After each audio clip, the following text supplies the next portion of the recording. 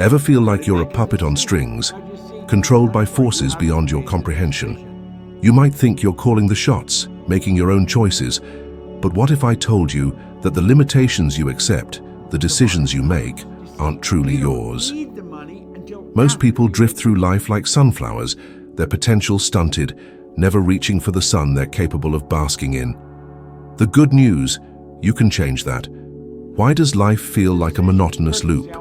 You crave financial security, personal fulfillment, a different life, yet you're stuck with the same bills, the same habits, the same limitations, that familiar weight on your chest. Most people exist in this perpetual state of autopilot. Wake up, repeat, think the same old thoughts and hope for a miracle. But miracles rarely materialize because they're operating under invisible programming. This isn't some metaphorical concept. It's tangible, deeply embedded in your subconscious mind. And the kicker, you didn't write this program.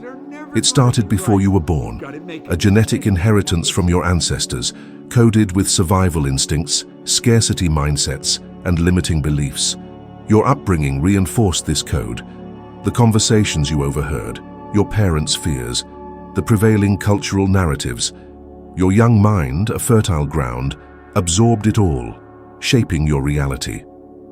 Ever heard a grown-up whisper, "Don't say that near the baby, they might understand"? The baby may not understand words, but it feels the energy, the intent. The programming begins. I was programmed for failure. Born during the Great Depression, my family focused on mere survival, not dreams. Success was for the lucky, those with an inherent advantage.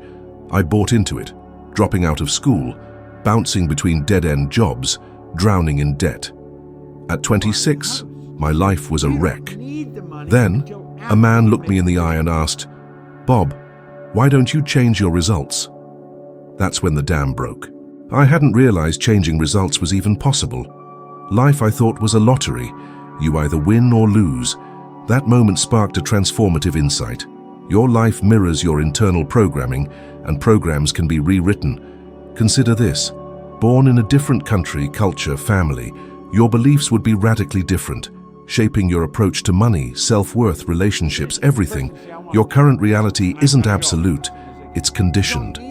And if it's built on conditioning, it can be rebuilt through conscious awareness. Think of it like an operating system. You try running the abundance app, but your internal system still runs the scarcity program. Crash, procrastination, self-sabotage, guilt. The issue isn't you, it's the code. Transforming your life demands more than motivation. It requires reprogramming. You are the programmer, not your body or thoughts, but nobody teaches us this. School teaches obedience, memorization, repetition, not critical thinking. As adults, we sense something's wrong but can't articulate it, an invisible force pulling us back. That nagging feeling of hitting a wall no matter how hard you try, the inexplicable pattern of financial ups and downs, the relationships that always end the same way. It all boils down to your paradigm, the ingrained beliefs controlling your behavior, on autopilot. The secret? Consciously rewriting your code. Once I understood this, I became obsessed with the mind. I devoured books, seminars, and audios, determined to understand my self-sabotaging behavior. When it clicked, everything changed. I stopped fixing effects and addressed the root cause.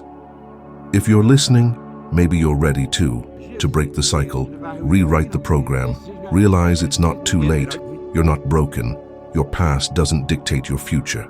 Choose new thoughts, reject unhelpful beliefs, create a new story.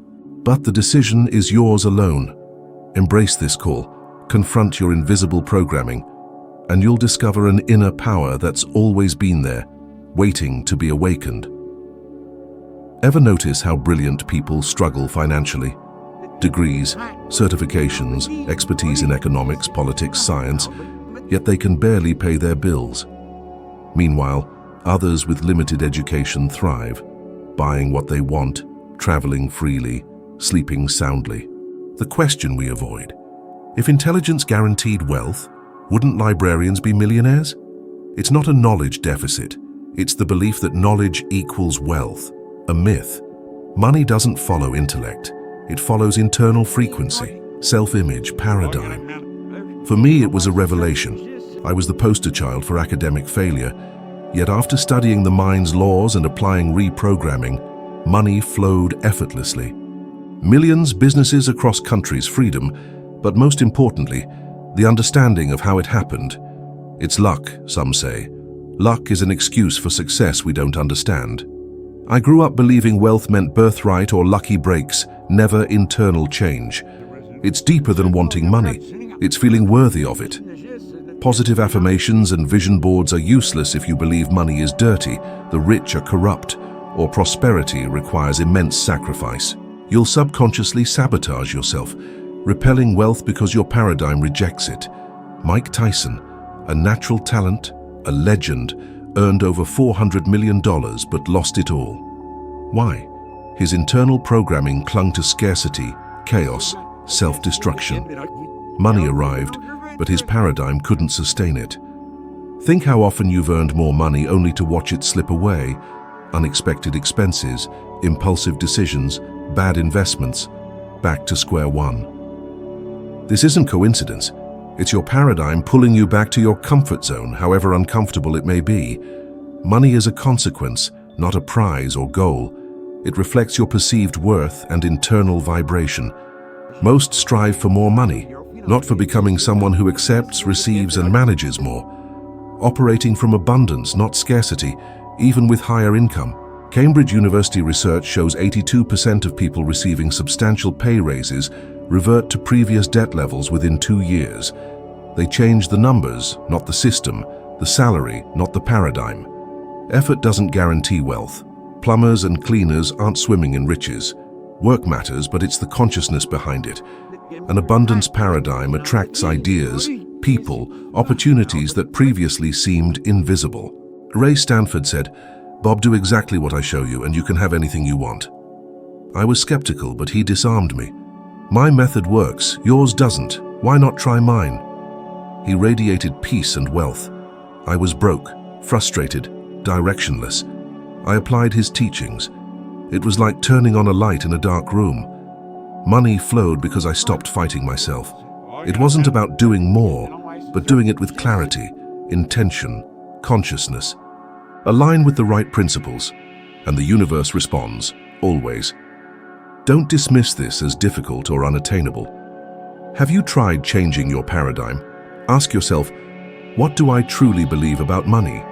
Do I feel worthy? Do I allow myself to have more? These are the questions that unlock the vault. It's not spreadsheets and budgets. Those are strategies. Success is 5% strategy, 95% mindset. Want to change your financial reality? Change your financial identity. Write how you want to live, earn, feel. Visualize it daily. Feel it as if it's already yours. Your mind doesn't differentiate between imagination and reality. It reacts to vibration. When your vibration changes, your reality has no choice but to follow. This isn't theory. It's the law of cause and effect, vibration, attraction. Master these laws, and money becomes a natural consequence. You can achieve anything, but won't retain anything exceeding your self-image. Self-image isn't a vague idea. It's an invisible mold defining what you allow or reject. It's an emotional and financial thermostat. You can raise the temperature temporarily, but if the thermostat is set low, it pulls everything back down. Weight loss, relationships, financial success. The pattern repeats because of self-image. I lived this. I believed I wasn't intelligent, that success wasn't for me. Even when I earned significant money, I saw myself as that same broke kid. In London, I spent lavishly, trying to convince myself it was mine, testing the limits, fearing loss, because my self-image screamed, "You don't deserve this." I'd changed my results, not my identity. Until that changed, self-sabotage was inevitable. Ever feel almost there only to have something go wrong? Loss of focus, crisis, excuse, distraction. Your inner self is saying, "This is safe. This is where we belong." We accumulate labels, imposed or self-accepted, shy, disorganized, bad with money, not a leader. We live within these definitions, trapped in a character we forget we wrote. Psychology shows most daily decisions aren't conscious. They're automatic reflections of self-image. Until that changes, external efforts are unsustainable. Changing self-image hurts. It requires confronting what you've ignored, letting go of errors, failures, trauma, and seeing yourself as expanding, creating a new identity based not on the past, but on what you choose to be. Your projected image will never surpass your inner image. You can dress well, have the best resume, speak eloquently, but if you feel small, insufficient, insecure inside, the world senses it and responds in kind. Extraordinary people shine regardless of status, wealth, or fame. They have healthy self-images, know who they are, and that's magnetic.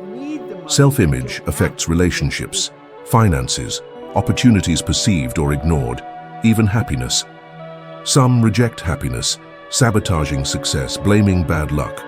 It's the thermostat resetting. This isn't to scare you, but to awaken you. You can reprogram yourself, build a strong, powerful, prosperous self-image, one that supports the life you want. Start with brutal honesty. Who do I believe I am? Who do I want to be? Then comes daily work. Visualization, affirmations, aligned behaviors, consistent decisions. Don't wait to feel ready. Act as if you already are. Shape yourself. Remove what doesn't represent you, revealing the true self that's always been there. You're not small. You were conditioned to believe you are. Accept that you set the limits, and your reality will reflect that change. You have a mirror in your mind, and the outside world is its reflection. Change the mirror, and the reflection changes. It's simple, not easy, but possible.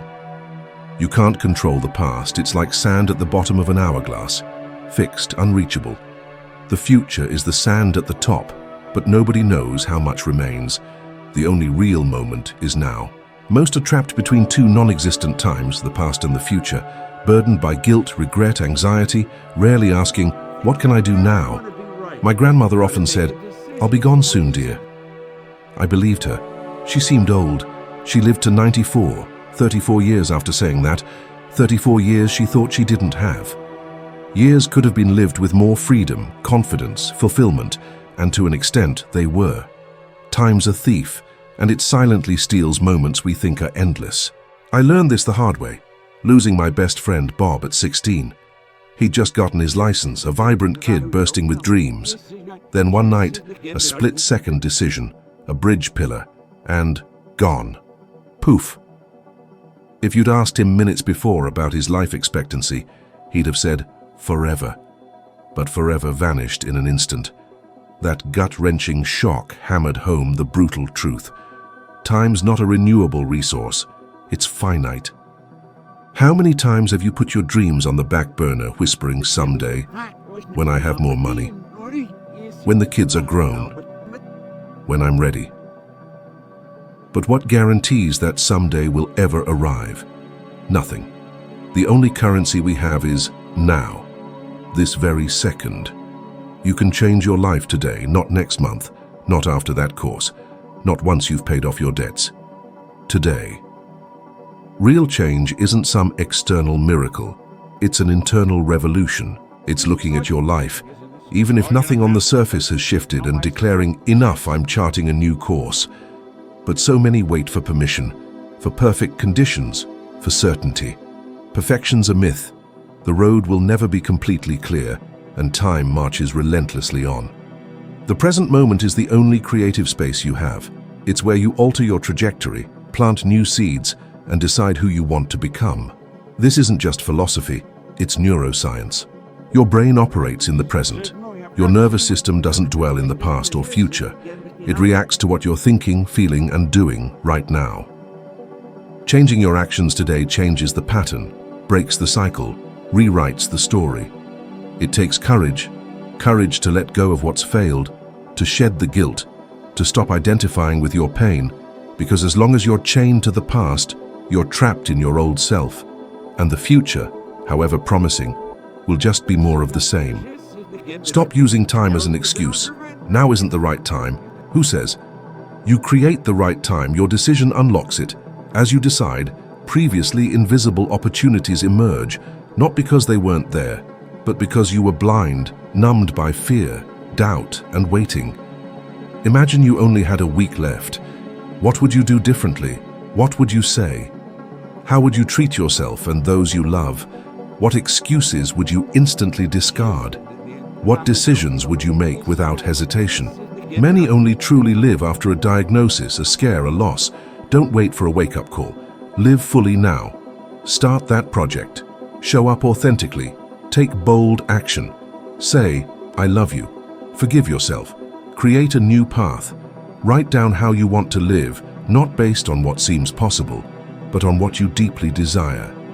Write without censorship, without limits, without logic. Write from your heart.